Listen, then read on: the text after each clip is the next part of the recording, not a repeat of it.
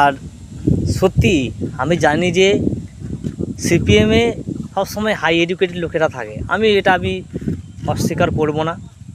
একজন আমাদেরও আত্মীয় আছে, মানে সে এতটা এডুকেটেড, একটা বড় জায়গায় চাকরি করে কিন্তু, হ্যাঁ, তারপরেও কিন্তু আপনি মানে বিজেপি যতই ভালো করবো না কেন, তার মুখে আমি কোনোদিন বিজেপির নাম পাইনি, সত্যি কথা বলতে, বিশ্বাস করুন। কিন্তু তারই ছেলে কিন্তু আবার বিজেপিকে খুব সাপোর্ট করে, এটাই বাস্তব। মানে অ্যাকচুয়ালি প্রোপাগান্ডা কাদের বলে এখান থেকেই বোঝা যায়। তো সিপিএম যারা করে আমি তাদেরকে মানে অসম্মান করি না, সম্মান করি, কিন্তু ওদের যে কার্যকলাপগুলো না, ওগুলো দেখে মনে হয় এদেরকে জুতো মারি, বিশ্বাস করুন। ওরা সবসময়ের জন্য ভাবে যে আমরা যেটা করি, আমরা যেটা বলি সেটাই গণতন্ত্র, এর বাইরে আর কিছু হয় না। তো আমি মনে করি যে কারোর ব্যক্তিগত মতামত বা দলের দলের পরামর্শ মতো মতামত যদি এরকম হয়, তাহলে সেরকম দল থাকার থেকে আমার মনে হয় মুছে যাওয়াই দরকার, বিশেষ করে সিপিএম।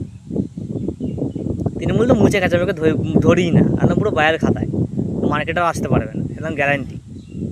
কিন্তু সবথেকে বড় উদাহরণ এই সিপিএম, এদেরকে জুতো পেটা করতে হবে একবার, নালে এরা কোনোদিন শুধরাবে না, ঠিক আছে? যত ভাবি যে খারাপ কথা বলবো না, মুখ দিয়ে বার করবো না, কিন্তু এদের দিন দিন একটা কার্যকলাপ না মুখ খুলতে বাধ্য করে। ভেবেছিলাম ইউটিউবের ভিডিও করবো না, কিন্তু এদের দেখে না বাধ্য হচ্ছি।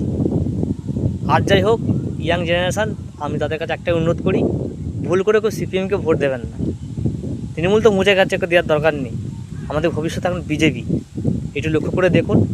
নেদারল্যান্ডে মোদি, ফ্রান্সে মোদি, আমেরিকায় মোদি, সব জায়গাতেই। আর ভারতবর্ষে কিছু সুরের বাচ্চা আছে, তারা মোদির বিরোধ করে ঘুরে বেড়াচ্ছে। অবশ্য না করলেও তাদের পেট ভাতটা হজমও হয় না, এটাও বিষয় একটা। তাই বলছি, এসব সুরে বাচ্চাদের দেখতে পেলে জুতো দিয়ে পেটান, কোনো কথা নয়। তাই বলছি, ভারত মাতা কি জয়, জয় শ্রীরাম, রাম রাম।